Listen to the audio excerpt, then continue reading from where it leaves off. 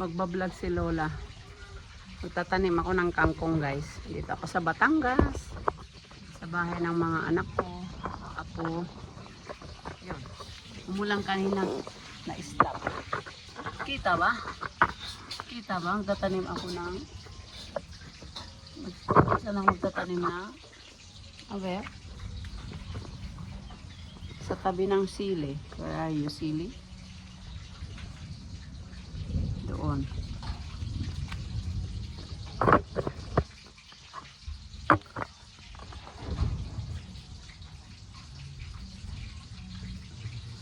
Doon sa may silya, magtatanim ako ng kangkong. Nag-umpisa na ako kanina, kaya lang umulan. Oh.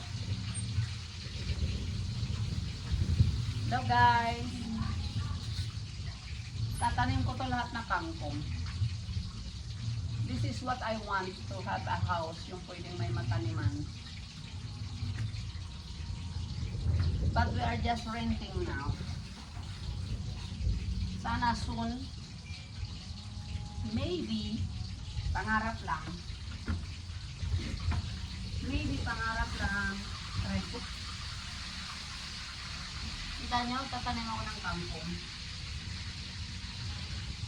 Si Super Lola magtatanim ng kangkong.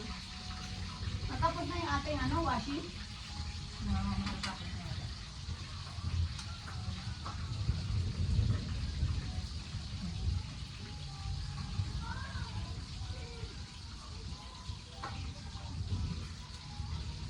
Diba ang kangkong dapat sa sa maraming water tinatanim?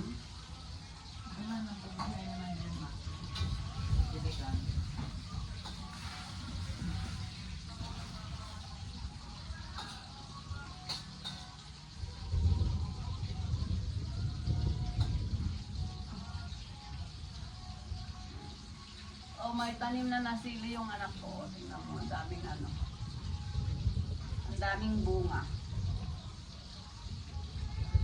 Kaya lang ang sili, I don't like it. It's very maanghang. Super anghang.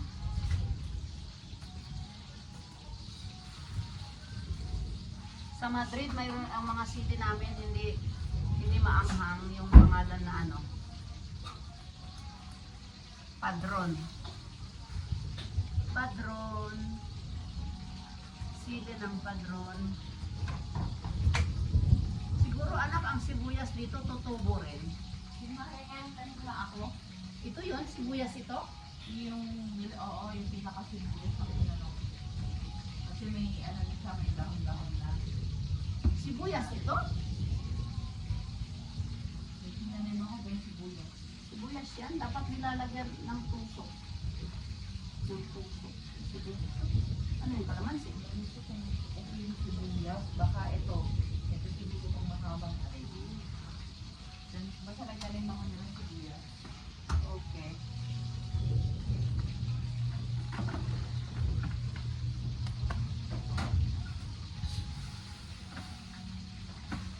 Tatagtarin ko ng maraming kangkong. Aber kung sino ang makasurvive. Makasurvive.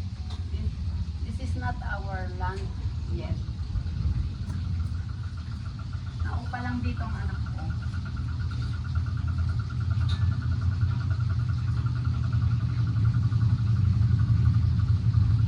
Parang eroplano yung washing machine.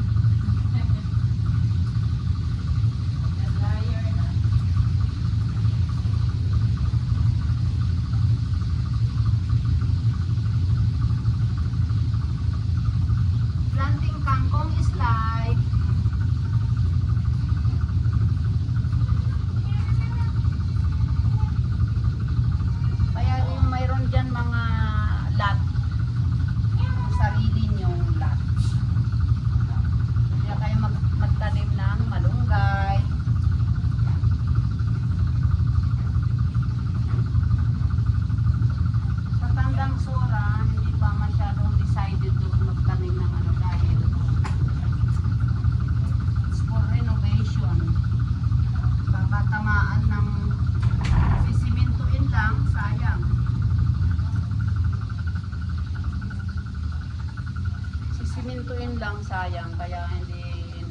magtatanim doon. Pati yung nakatira doon, hindi interested magtanim. Hindi, ako naman sabi.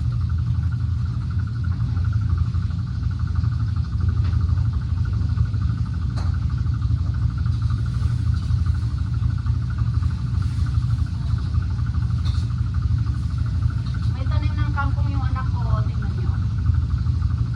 Tanim sila siya ng kangkong. Hindi healthy. Subok lang ito, subok.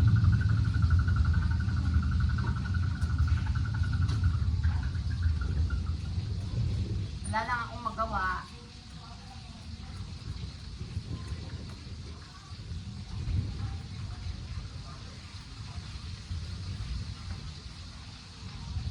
Pero, cancel naman ako sa mama.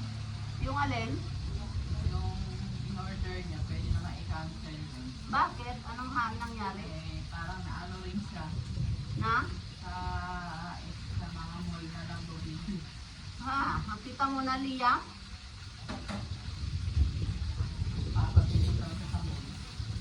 Klaro, lagi tayong nasa mall. Lalo si ate, mayroon na siyang home credit.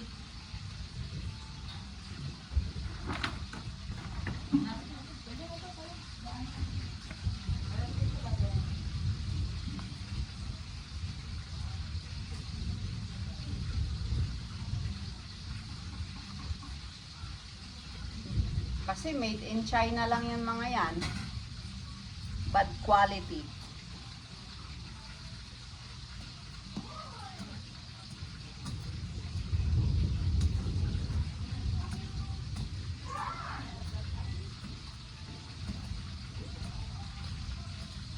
Guys, kasi hindi pa namin to lupa, hindi namin sarili, we're renting.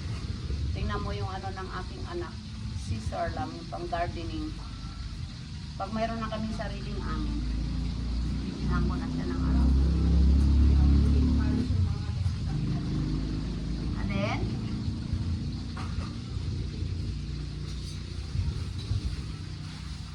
Kumain lang kayo ha, busog si Lola. Naano ko para hindi umulan. Naku, lalo yung kamuting kahoy. Maganda to palibutan ng kamuting kahoy. Kasi ang may-ari. Ang ganda ng kanin dyan, ang bilis tumayo. Yung kamuting kahoy. Kasi maayan, kan, ginamuhan ko lang, punong-puno yan ang damo. Nagdala ko, nakakapagod. Isang sako na naalis ko. Ang bilis niyang pumupo. Pag nalagi nagkakasa.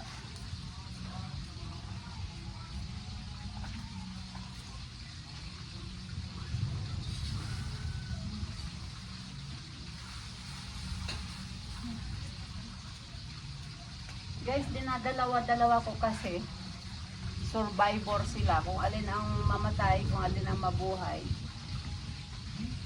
It's a blessing.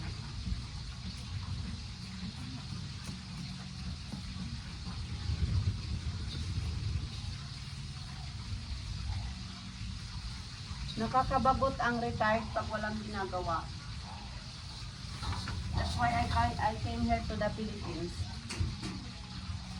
Sa Catanduanes, I've learned how to cook. I've learned how to cook lumpiang Shanghai carrots. Carrots. Napakabili. Super ang bili-bili. 5 euro. Ganyan kalaki, 5 euro lang. Ay, 5 euro no. 5 pesos.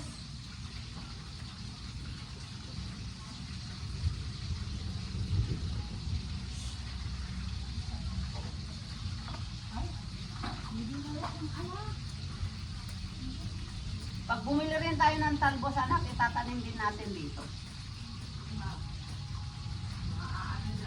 Upo yun. Kalabasa also, the kalabasa. The seeds.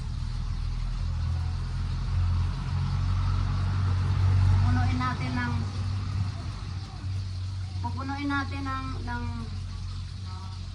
ng gulay yung lahat ng space nitong bahay na to.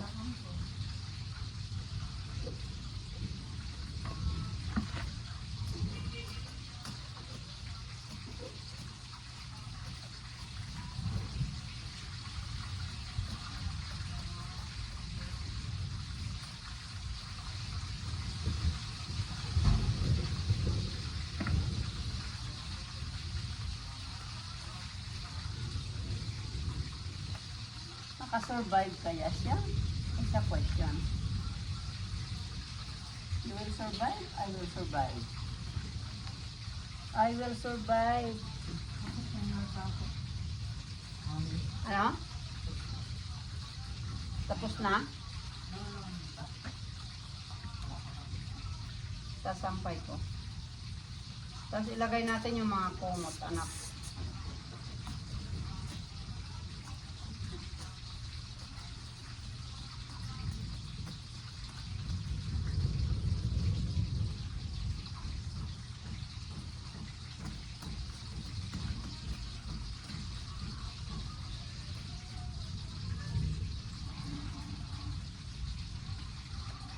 Ang sarap pumunta sa Bisaya. Pero I'm alone, I will not go there.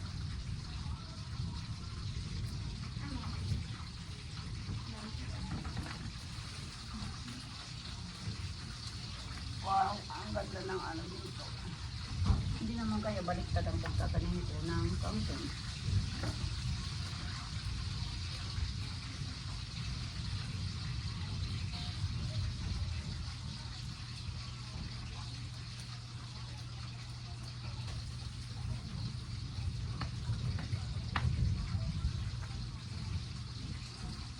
Alam niyo guys, bakit ako nakaupo? Kasi ang matatanda na nahihirapang tumayo. Nahihirapan akong tumayo. Kailangan ko ng chair. Pero hindi ako dito bibili. Kaya gusto kong pumunta sa IKEA kasi magaganda ang kanilang ano, mga plastic na chair. Uy! Nakakalibang magtanim. Nakakalibang magtanim. Magtanim ng kulay. Okay, up next.